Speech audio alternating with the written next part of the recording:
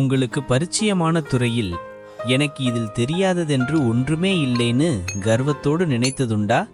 பேசியதுண்டா? வாதாடியதுண்டா? அப்படியானால் இந்த கதை உங்களுக்குத்தான். வாருங்கள், இந்த அற்புதமான ஜென் கதைக்குள் போகலாம்.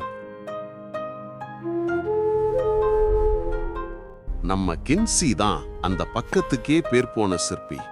எதையும் செதுக்கலாம். அவனோட உளி அவன் விருப்பத்தின் நீட்சி. தன் கையால் அழ வைக்க முடியாத கல்லே இல்லைன்னு அவன் நம்பினான். அவன் வாழ்வதே வெற்றிக்காகத்தான்.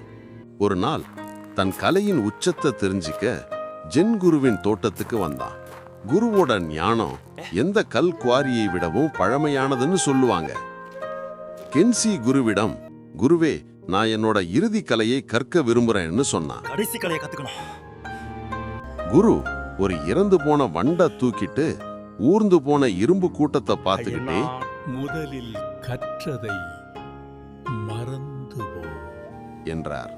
பிறகு அவர் கென்சியை தோட்டத்தின் அமைதியான மூலைக்கு அழைச்சிட்டு போனார். அங்க பலாப்பழம் அளவுள்ள பல நாள் ஆத்துல தேய்ந்த கருத்து பழபழப்பா இருந்த ஒற்றைக்கல் ஒண்ணு கிடந்தது.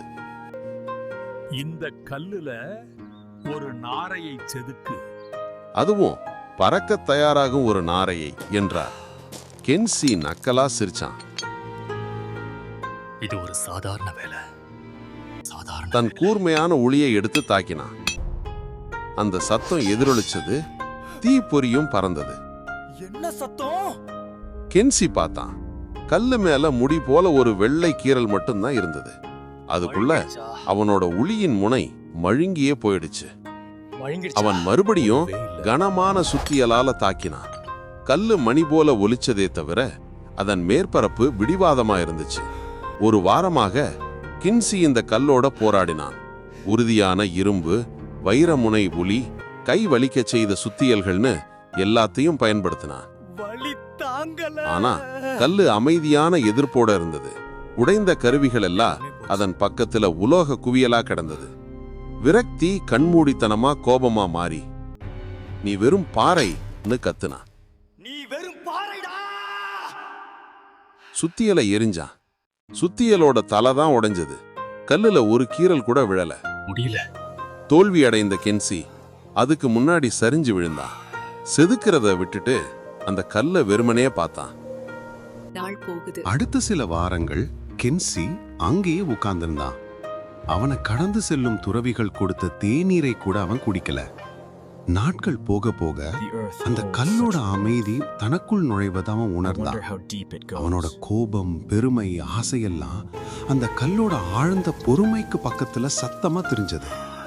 அது அவனோட சண்டையே போடல. அது வெறுமனே அதுவாக இருந்தது. ஒரு நாள் காலையில மழைக்கு பிறகு கென்சி அந்த கல்லுல ஒரு நுட்பமான வளைவை பார்த்தான். ஒற்றை நீர்த்துளி அதன் உச்சியில ஒட்டி காலை சூரியன் ஒளியில ஒரு மின்னும் கண்ணா தெரிஞ்சது.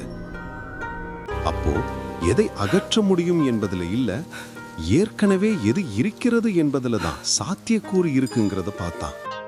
அவன் தன் ஒளிகளை அகற்றினான்.